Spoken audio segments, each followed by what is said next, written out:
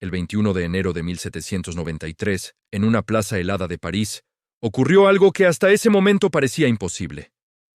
Un rey iba a morir por decisión de su propio pueblo. Luis XVI no cayó en una batalla. No murió defendiendo su trono. Murió frente a una multitud, bajo una máquina creada para ejecutar rápido y sin privilegios. La guillotina. Durante siglos, los reyes gobernaron por derecho divino. Su autoridad no se discutía, no se votaba, no se juzgaba. Pero ese día, la Revolución Francesa cruzó un punto sin retorno. Luis XVI fue llevado a la Plaza de la Revolución en una carroza custodiada por soldados. No hubo gritos de clemencia, no hubo intento de rescate, solo silencio y expectativa. El rey intentó hablar. Quiso decir que moría inocente, que perdonaba a quienes lo condenaban. No lo dejaron terminar. Los tambores comenzaron a sonar para tapar su voz. Y en segundos, la cabeza del rey fue levantada ante la multitud. Pero lo más inquietante no fue la ejecución en sí, sino lo que simbolizaba. Porque cuando un rey muere así, ya no muere solo un hombre, muere una idea. La idea de que el poder viene de Dios. La idea de que la sangre noble protege. La idea de que el trono es eterno. Desde ese momento, cualquier gobernante podía caer. Y Europa lo entendió inmediatamente.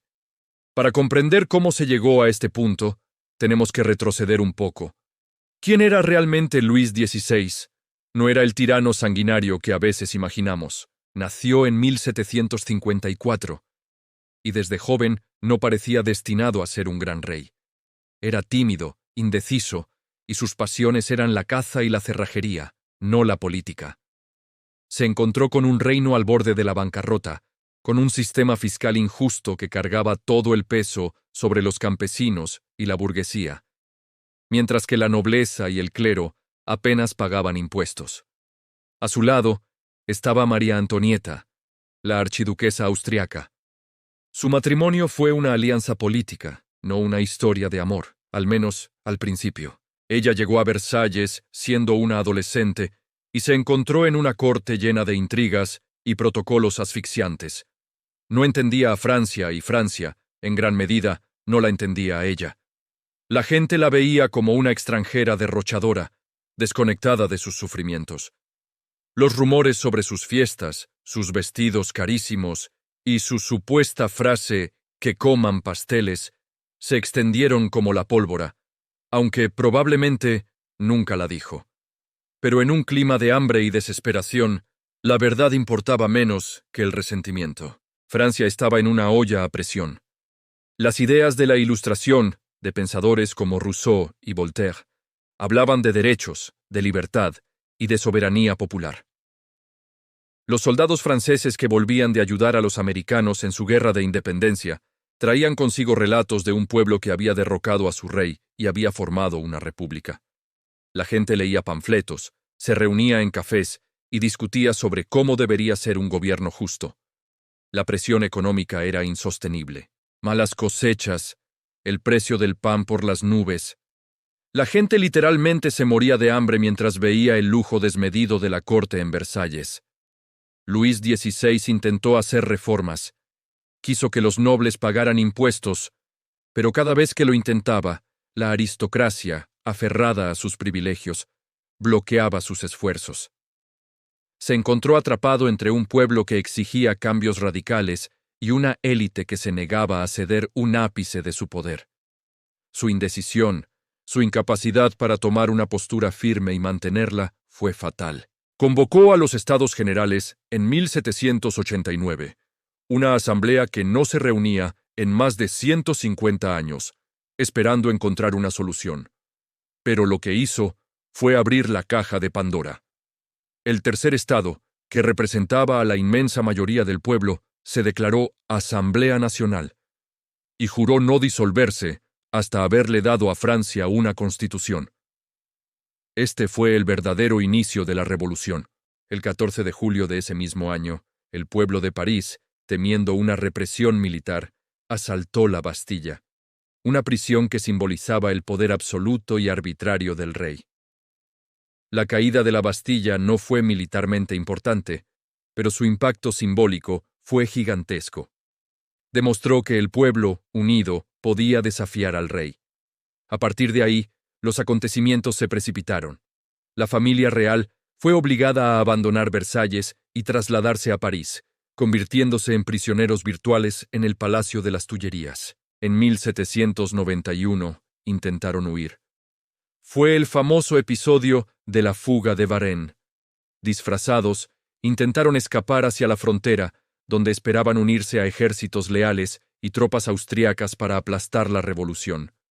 Pero fueron reconocidos, capturados y devueltos a París. Este intento de fuga fue el clavo en el ataúd de la monarquía. Para muchos, el rey había traicionado a su pueblo. Ya no era el padre de la nación, era un traidor que conspiraba con enemigos extranjeros. La confianza se rompió para siempre. La monarquía constitucional, que algunos revolucionarios moderados intentaban establecer, se volvió inviable. Las facciones más radicales, como los jacobinos liderados por figuras como Robespierre, ganaron poder. La guerra estalló con Austria y Prusia, que veían la Revolución Francesa como una amenaza contagiosa que podría extenderse a sus propios reinos. Y en medio de la paranoia de la guerra y la invasión, la violencia en París se desató. En 1792, la monarquía fue abolida y se proclamó la Primera República Francesa. El ciudadano Luis Capetto, como se le empezó a llamar, fue puesto a juicio por traición. El juicio fue un espectáculo político. ¿Se podía juzgar a un rey? Para los revolucionarios, la respuesta era un sí rotundo. Si el pueblo era soberano, entonces tenía el derecho de juzgar a quien había jurado protegerlos, y en su opinión, los había traicionado. Fue declarado culpable. La votación sobre su sentencia fue reñida, pero al final, una pequeña mayoría votó por la ejecución inmediata. Y así volvemos a esa mañana helada del 21 de enero de 1793. La ejecución no fue solo un acto de venganza, fue una declaración. Fue la forma más brutal y definitiva de decir que el antiguo orden había muerto. Al cortar la cabeza del rey, los revolucionarios cortaban simbólicamente el lazo que unía el poder político al derecho divino. Estaban fundando un nuevo tipo de poder, basado no en la sangre o en Dios, sino en la voluntad de la nación. La reacción en toda Europa fue de horror y pánico. Las monarquías se unieron en una coalición contra Francia. La guerra se intensificó. Dentro de Francia, la ejecución también dividió a la población, alimentando la guerra civil en regiones como la Vendée. La revolución entró en su fase más sangrienta y radical, el reinado del terror. La guillotina, que había acabado con el rey, pronto trabajaría sin descanso, ejecutando a nobles, clérigos, revolucionarios moderados y, finalmente, a muchos de los propios líderes radicales que habían iniciado el terror, incluido el propio Robespierre. La ejecución de Luis XVI es un momento que define no solo la Revolución Francesa, sino la historia moderna. Nos obliga a preguntarnos sobre la naturaleza del poder, la justicia y la legitimidad. ¿Cuándo un pueblo tiene derecho a derrocar a su gobernante? ¿Cuál es el precio de la revolución? La guillotina no solo mató a un hombre, destruyó un símbolo milenario y abrió la puerta a un mundo nuevo, un mundo donde la idea de que todos los hombres nacen libres e iguales comenzaba a tomar forma, aunque fuera a través de un camino increíblemente violento y contradictorio. El eco de esa hoja al caer en la plaza de la Revolución todavía resuena en nuestros debates políticos actuales, recordándonos que el poder que no rinde cuentas es siempre frágil, sin importar cuán divino o eterno pretenda ser. La muerte de este rey no fue el final de la historia, sino el comienzo de una era donde la cabeza que lleva la corona nunca más podría descansar tranquila.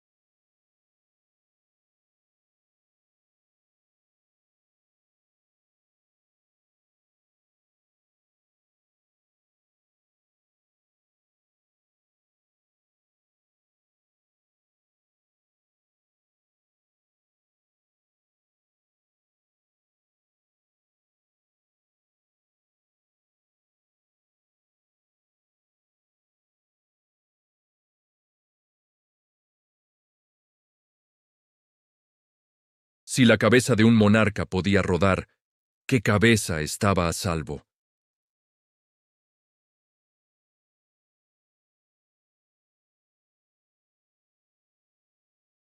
Así comenzó el período más oscuro y sangriento de la Revolución Francesa, el reinado del terror. Maximilien Robespierre y los jacobinos tomaron el control, convencidos de que para salvar la República había que purgarla de sus enemigos, reales o imaginarios, y la guillotina, ese invento que supuestamente ofrecía una muerte rápida y humana, se convirtió en el símbolo de esta locura.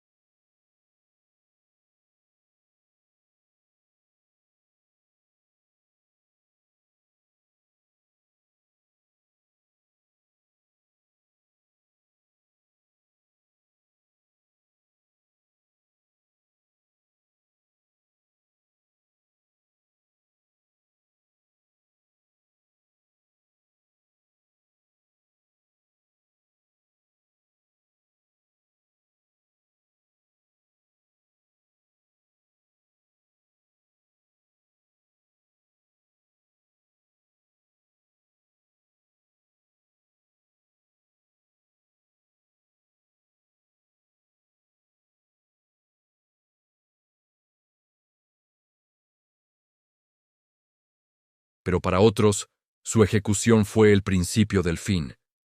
La demostración de que el poder popular, cuando no tiene límites, puede ser tan brutal y despótico como el de cualquier monarca. Es la advertencia de que destruir es siempre más fácil que construir. Pensemos en nuestro mundo de hoy. Vivimos en una época de cambios rápidos, de descontento generalizado. Vemos líderes caer, estatuas derribadas, sistemas políticos que se tambalean, y a menudo celebramos estas caídas. Sentimos una especie de justicia poética cuando vemos a los poderosos perder su poder. Es una reacción natural, casi instintiva. Pero, ¿cuántas veces nos paramos a pensar en lo que viene después? ¿Cuál es el plan para el día siguiente? La lección más incómoda de la Revolución Francesa no es que los reyes pueden morir. Es que derrocar a un tirano es la parte fácil. Lo verdaderamente difícil, lo que requiere un esfuerzo titánico, es construir algo mejor en su lugar. Crear un sistema que sea verdaderamente justo, que respete los derechos de todos, no solo de los que piensan como nosotros. Un sistema que no caiga en la tentación de usar el miedo y la violencia para imponer sus ideas. Lo inquietante es que, más de 200 años después, parece que no hemos aprendido del todo esa lección.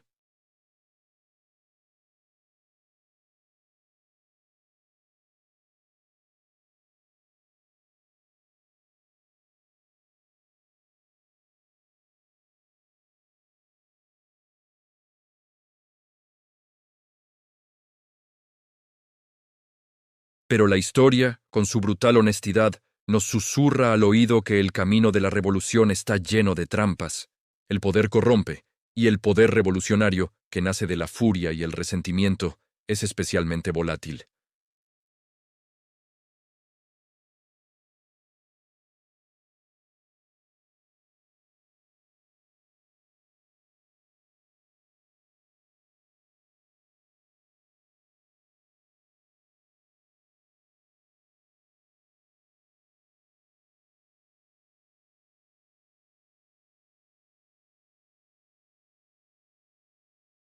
Ese trabajo, mucho más silencioso y menos espectacular, nos corresponde a nosotros. La historia de la Revolución Francesa nos enseña que el vacío de poder es peligroso, y que las buenas intenciones pueden pavimentar el camino hacia el infierno.